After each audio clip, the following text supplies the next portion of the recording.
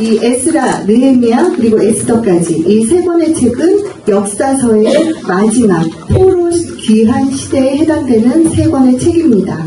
그리고 역사서가 굉장히 중요하다라고 목사님이 말씀해 주셨죠. 왜 중요하냐면 구약의 모든 흐름을 관통할 수 있는 내용을 담고 있고, 그리고 성경의 결론이 이미 구약의 역사서에 다 나있기 때문에 구약의 역사서가 중요합니다. 그리고 이 중요한 역사서를 뒤에 나오는 선지서와 신약 성경이 부연 설명을 계속 해주고 있습니다. 에스라서의 시작은 네, 됐습니다. 감사합니다. 되네요. 됩니다. 에스라서의 시작은요, 연대기의 마지막, 연대기가 아니죠. 역대하의 마지막 부분과 연결이 되어서 시작이 됩니다. 그리고 예레미야 선지자를 통해서 예언하신 하나님의 그 말씀이 포로로 70년 생활한 후에 귀환할 것이다 했던 그 말씀이 성취되는 것으로 시작이 됩니다. 그리고 네, 두 구조로 나눠서 봤을 때 1차 귀환한 스룹바벨이 주도를 해서 성전 재건을 이루는 내용을 전반부에 담고 있고요. 이 여호야긴 왕의 손자인 스룹바벨의 귀환은 다윗의 족보가 이어지고 있다는 것을 나타내주고 있습니다. 그리고 후반부에서는 율법 재건의 내용인데 성전이 재건된 지 약 60년 후에 2차로 귀환한 에스라에 의해서 율법을 재건하게 됩니다. 에스라는 율법을 연구하며 준행하며 율례와 규례를 이스라엘에게 가르치기로 결심을 하고 귀환을 하게 됩니다. 그래서 에스라서의 내용은 성전 재건과 율법 재건이지만 그 속에 담겨진 의미는 하나님의 구원 역사의 결과를 예표하고 있습니다. 바로 성전의 파괴와 재건을 통해서 율법과 복음을 설명해주고 있는 것입니다. 그래서 첫 번째 성전인 솔로몬 성전은 율법의 기준에 의해서 무너졌습니다. 이것은 마치 죄의 삭슨 사망이기 때문에 예수 그리스도가 우리의 죄 때문에 죽으신 것과 동일한 사건이죠. 그런데 하나님의 은사는 영생이므로 예수 그리스도는 그 육체가 부활합니다. 그 부활이 마치 제2의 두 번째 성전 건축으로 나타나지고 있는데, 이것이 바로 복음의 기준에 의해서 성전이 재건됨을 보여주고 있는 것입니다. 무너졌던 성전이 왜 다시 회복되어야 합니까? 바로 건물 성전을 통해서 하나님은 참 성전, 하나님의 나라를 설명해주고 싶으신 것입니다. 참 성전의 실체는 예수 그리스도시죠. 그래서 예수 그리스도 그분을 통해서 율법이 완성이 되고 율법의 요구를 마치시게 되는 것입니다. 그리고 이제 성전 재건을 통해서는 하나님 나라의 하나님의 자녀로서의 존재의 가치가 회복되는 것이고요. 율법의 재건을 통해서는 성도로 변화된 존재의 삶의 가치를 회복하는 것인데, 바로 하나님의 말씀을 실천하는 그것이 회복되는 것입니다. 그리고 이어지는 느헤미야서에서는 전반부에서 느헤미야의 3차 귀환으로 52일 만에 성벽이 재건되는 기적적인 사건을 기록하고 있죠. 그리고 후반부에서는 이제 느헤미야와 에스라가 함께 부흥운동과 개혁운동을 통해서 영적 재건을 이루는 내용을 담고 있습니다.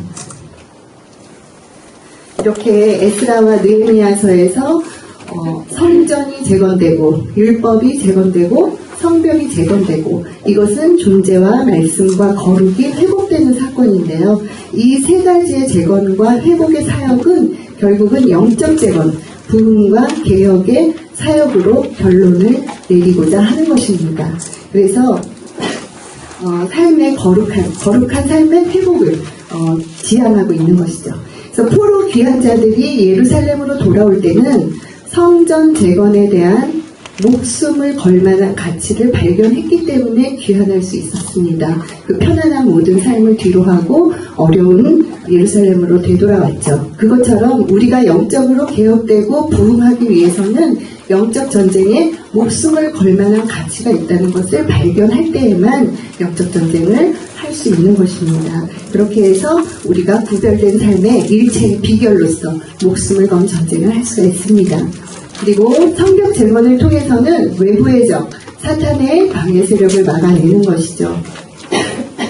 그리고 영적 재건을 통해서는 내부의 적, 옛사람의 욕심, 바로 그 탐심과 탐욕을 누룩을 제거하는 것입니다. 그래서 사실 더욱 치명적인 문제는 내부의 적입니다. 그래서 날마다 일어나는 우리의 영적 전쟁의 치열한 현장은 우리의 마음입니다. 그리고 이러한 우리의 마음의 진정한 성벽이 되어주시는 분은 예수 그리스도라는 것을 알 수가 있습니다. 그리고 이제 에스라서 그리고 느헤미야서에서 영적 재건, 이것은 바로 거룩한 삶의 회복, 이것을 가지고 성전의 기능을 제시했다. 이렇게 목사님이 설명해 주셨습니다. 성전의 기능이 제시됐다면 이어지는 에스더서에서는 이 기능의 실제 사례, 모델 케이스로 보여주고 있는 것입니다. 그래서 하나님의 자녀로서의 삶의 모습을 에스더서를 통해서 제시하고 있습니다. 구약의 여인의 이름이 주인공인 책이 두 권이 있는데 룻기와 에스더서가 있죠. 이 두 권의 책은 신기하게도 한 시대의 획을 긋는 시점에 각각 한 권씩 등장을 합니다.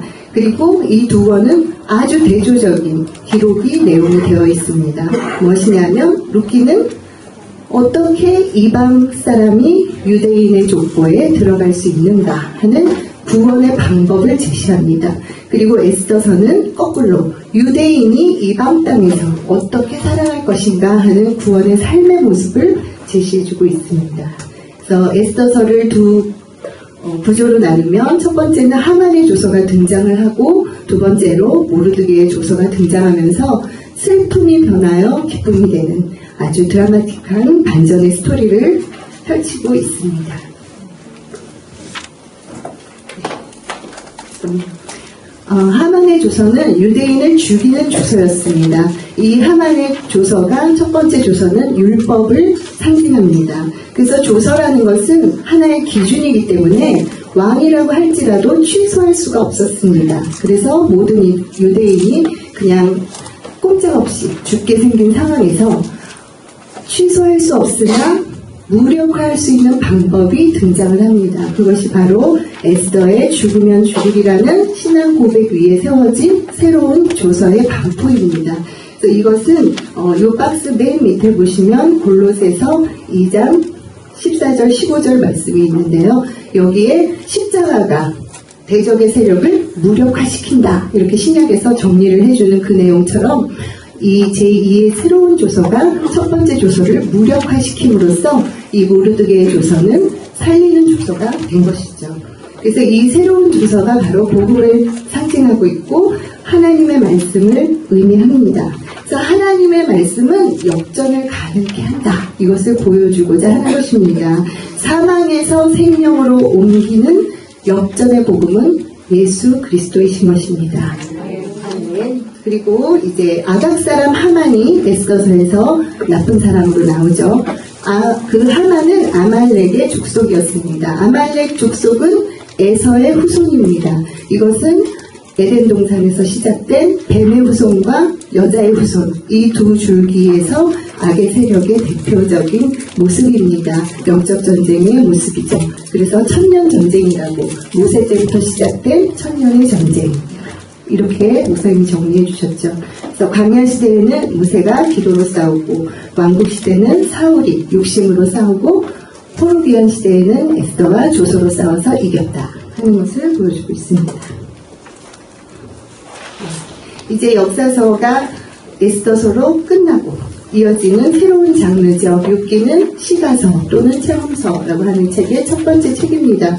그리고 시대로는 족장시대, 아브라함과 같은 시대죠. 그런데 이 포로 귀환 시대의 마지막 책 에스더서와 시가서의 첫 번째 책 욥기가 이렇게 붙어서 나오는 것이 하나님의 편집자로서의 의도가 있다, 이렇게 목사님이 설명해 주셨습니다. 그래서 에스더서에서는 하나님의 자녀는 이렇게 살아야 돼, 이렇게 살아라, 그러면 슬픔이 변해서 기쁨이 된단다, 이렇게 얘기했지만 실제로 우리는 예수 그리스도가 오시는 그날까지 끝이 아니기 때문에 고난의 인생을 살아야 한다는 거. 근데 그 고난은 인내로 믿음으로 뚫고 가는 것이라는 것을 욥기를 통해서 보여주고 있습니다. 그래서 욥기의 주제는 야고보서 5장 11절에 의하면 고난이 아니라 인내라고 표현하고 있죠. 바로 고난을 통한 인내인 것입니다.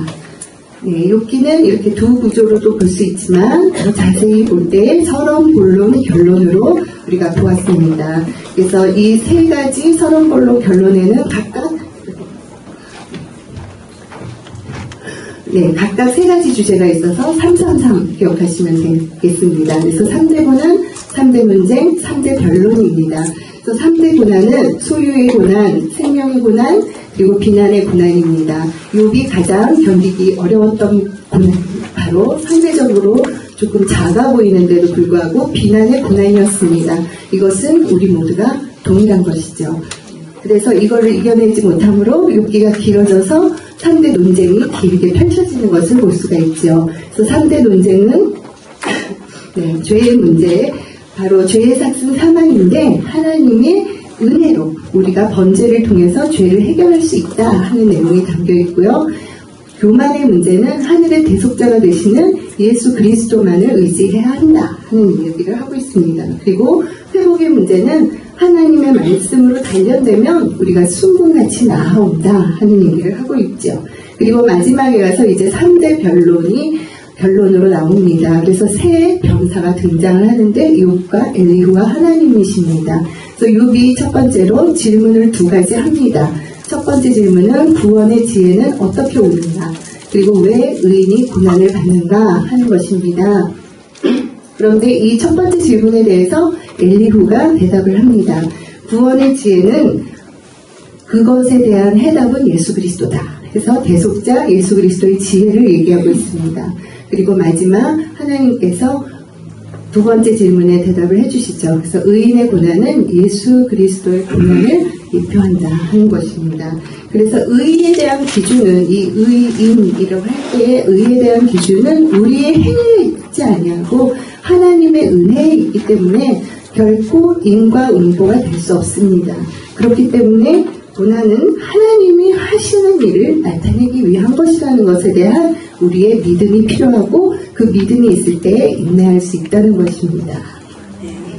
그래서 목사님께서 지난 시간에 까닭 없음이라는 표현을 해주셨죠. 그래서 까닭 없는 고난, 인생길 가운데 만나는 많은 고난을 우리가 원망하고 불평하면서 반응하는 것이 아니라 하나님 편에, 그러니까 우리 편에는 까닭이 없지만 하나님 편에는 이유를 가지고 계신다는 믿음이 필요한 것이죠. 근데 이 믿음은 마인드 컨트롤이 아니고 약속에 근거한 믿음이라고 했습니다. 그래서 하나님의 약속은 우리 이 성경 속에 보증되어져 있죠. 말씀으로. 그래서 우리가 정말 말씀을 읽으면서 정말 하나님이 하시는 일, 우리를 통해서 나타내시기 위한 까닭 없는 고난을 정말 감사함으로 인내할 수 있는 저와 여러분이 다 되게 되실 줄 믿습니다. 아멘.